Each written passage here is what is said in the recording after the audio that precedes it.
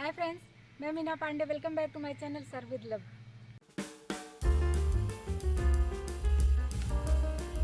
तो फ्रेंड्स, आज मेरा पराठा वीक चैलेंज का छठा दिन था। तो आज मैंने मटर के पराठे तैयार किए हैं। इस तरीके से बनाएंगे ना, बहुत टेस्टी लगेगा। तो आइए बना लेते हैं। पैन रख दिया गर्म होने के लिए। 2 टीस्पून रिफाइंड ऑयल डाला है मैंने। हाफ टी स्पून जीरा डाल रही हूँ। तो मटर को फ्लेवरफुल बनाने के लिए मैंने लहसुन थोड़ा सा ग्रेट कर लिया है, थोड़ा सा अदरक ग्रेट किया, 2 हरी मिर्ची लिया है, थोड़ा सा करी पत्ता मैंने काटा है। करी पत्ता से भी बहुत अच्छा टेस्ट आता है। 1 प्याज काट लिया छोटे छोटे। इन सब चीज़ों को बारी बारी डाल के तेल में मैं फ्राई कर लेती हूँ। पहले लहसुन और अदरक डालूंगी, हल्का सा रोस्ट कर लेती हूँ। बहुत ज़्यादा रोस्ट करने की ज़रूरत नहीं, बस अभी इसमें जो प्याज और करी पत्ता और हरी मिर्ची है ना, इसको डाल देते हैं। इसको भी मैं रोस्ट कर लेती हूँ। आप चाहिए तो मटर को उबाल के भी ले सकते हो, लेकिन इस तरीके से अगर रोस्ट किए रहेंगे ना तो टेस्टी भी बनेगा और एकदम मतलब मुंह में पानी आ जाए ऐसा पराठा बन के तैयार होगा। आप चाहिए तो प्लेन बना सकते हो, प्लेन पराठा भी बनता है। सिर्फ मटर उबाल के उसमें कुछ स्पाइसेस डाल के उस तरीके से भी बना सकते हो। तो 250 ग्राम मैंने फ्रोजन मटर लिया है। आप चाहिए तो फ्रेश मटर अगर मिलती है तो फ्रेश भी ले सकते हो। मैंने डायरेक्ट फ्रीजर से निकाल के ही डाल दिया है इसमें। फ्रीजर से निकाल के डाल दिया, देख रहे हैं ना, ये आइस आइस हुआ है। ये इसमें पानी की भी ज़रूरत नहीं पड़ेगी क्योंकि मटर को हमें पकाना है ना, पानी की ज़रूरत नहीं पड़ेगी। जो फ्रीजर से मैंने निकाल के डाला है उतने ही पानी से ये मटर हमारा पक जाएगा। मटर में ही कुछ स्पाइसेस मिला लेते हैं। 2 पिंच के करीब मैं हल्दी डाल रही हूँ। 1/4 टीस्पून लाल मिर्च पाउडर डाल रही हूँ। हाफ टी स्पून धनिया पाउडर डाल रही हूँ। 1 टीस्पून गरम मसाला डाल रही हूँ। अभी सारे मसाले वगैरह सब कुछ मिक्स कर देती हूँ। क्योंकि ये फ्रोज़न मटर है तो फ्रोज़न मटर बस ऐसे चलाते चलाते ही पक जाएगा, क्योंकि जो फ्रोज़न मटर होता है उसको थोड़ा सा कुक करके ही फ्रोज़न करते हैं, तो इसलिए चलाते चलाते ही पक जाएगा। बस इसको हमें गला लेना है हल्का सा। टेस्ट के अकॉर्डिंग नमक डाल देती हूँ ताकि नमक पाके मटर हमारा जल्दी से गल जाएगा। बस इसको मिक्स कर देते हैं। अभी इसको मैंने मिक्स कर दिया है और इसमें पानी का बिल्कुल भी यूज़ मैंने नहीं किया, क्योंकि फ्रोजन मटर है ना तो पानी छोड़ता ही है मसाला नमक पाके। इस तरीके से कवर कर देती हूँ। स्लो गैस पे इसको 5 मिनट में ऐसे स्टीम होने देती हूँ। 5 मिनट हो गया, मैं चेक कर लेती हूँ। मटर में से बहुत अच्छी खुशबू आ रही है फ्रेंड्स। जो मसाले वगैरह डाले हैं ना, बहुत ही अच्छी खुशबू आ रही है। और मटर इस स्पैचुला से इस तरीके से दबा रही हूँ ना तो ये दब जा रहा है, तो मतलब कि मटर हमारा अच्छे तरीके से पक चुका है। तो अभी गैस बंद कर देती हूँ और इसको मैं ठंडा होने देती हूँ। ये ठंडा हो जाएगा तो ऐसे दबा के मिक्स कर लीजिए या फिर मिक्सी जार में डाल के भी आप पीस सकते हो। लेकिन इसका एकदम पेस्ट नहीं बनाना है, हमें ये दरदरा सा चाहिए। जैसे कि एक मटर में 3 से 4 पीस हो जाए ना, बस उसी तरीके का चाहिए।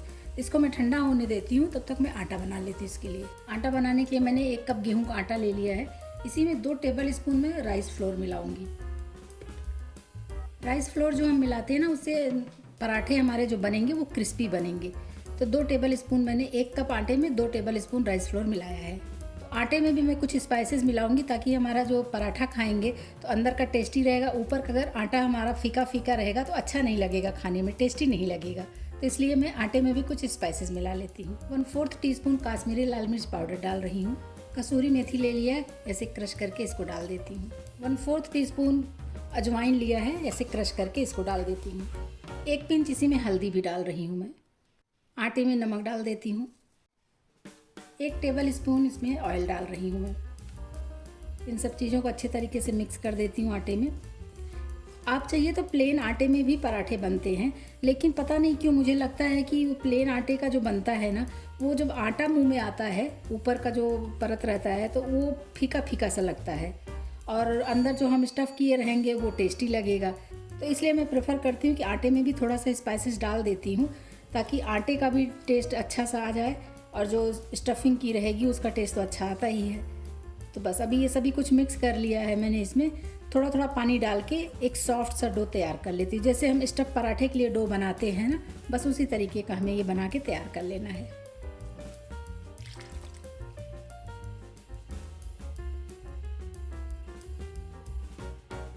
आटा हमारा बन गया है फ्रेंड्स। इसको ऐसे कवर कर देती हूँ, 10 मिनट के लिए रेस्ट पे छोड़ देती हूँ।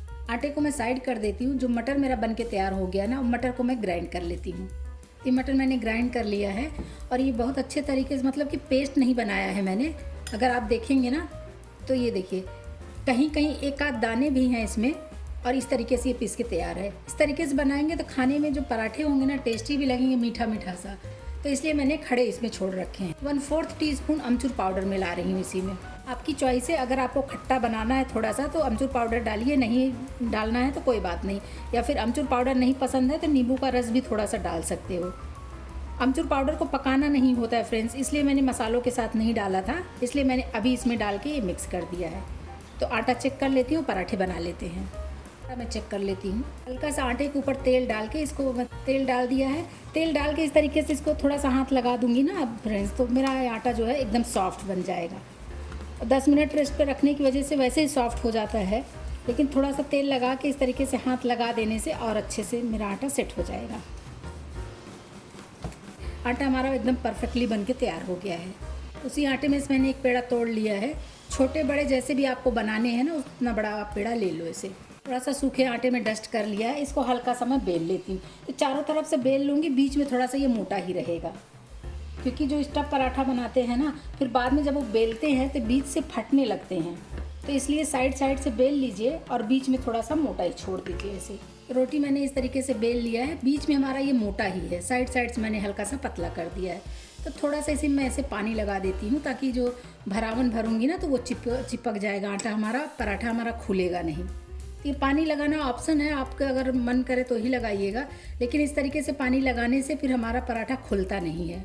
हमने जो भरावन तैयार कर लिया इसको डाल देती हूँ। हम ज़्यादा जितना भी डालना है आप इस तरीके से डाल दीजिए और बस उठा के इसको हम ऐसे लॉक कर देते हैं।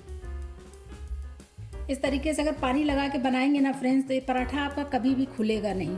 ये देखिए मेरे पराठे में ऊपर ज़्यादा आटा नहीं बचता है, तो इसलिए मैं इसी में दबा देती हूँ, लेकिन अगर आपके पराठे में ज़्यादा आटा बच रहा है तो ऊपर से आप तोड़ के निकाल सकते हो। अभी मैंने इसको सूखे आटे में डस्ट कर लिया, हाथ से थोड़ा सा इसे बढ़ा देती हूँ। ये देखिए इस तरीके से ऐसे बेल लेते हैं, हल्के हाथ बेलेंगे, ज़्यादा इसमें जोर लगाने की ज़रूरत नहीं है, बस ऐसे हल्के हाथ बेल लेते हैं। घुमा घुमा के बेलेंगे तो चारों तरफ से बेल जाएगा, किसी तरफ भी ये मोटा पतला नहीं रहेगा। इस तरीके से बेलेंगे ना तो बहुत अच्छे तरीके से चारों तरफ आपका मटर हो, आलू हो, जो भी स्टफ़ करके आप पराठे बना रहे हो, चारों तरफ एकदम भरा भरा रहेगा। नहीं तो कभी कभी ऐसा होता है ना कि बीच में तो स्टफिंग भरा हुआ है, लेकिन साइड साइड से आटा आटा लगता है खाने में, तो वैसा नहीं लगेगा।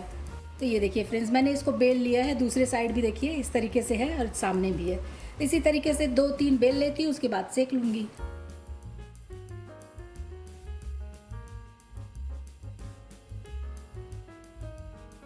तो पैन हमारा गर्म हो चुका है फ्रेंड्स, अब इसी में मैं एक एक पराठा डाल के सेक लेती हूँ। पराठा नीचे तरफ सेक गया होगा, हल्का सा इसको मैं पलट लेती हूँ, क्योंकि हल्का हल्का दोनों तरफ से सेक लूँगी पराठा, उसके बाद मैं इसमें तेल, घी, बटर जो भी अप्लाई करना चाहते हो उसके बाद ही करेंगे। एक बार पलट लेती हूँ।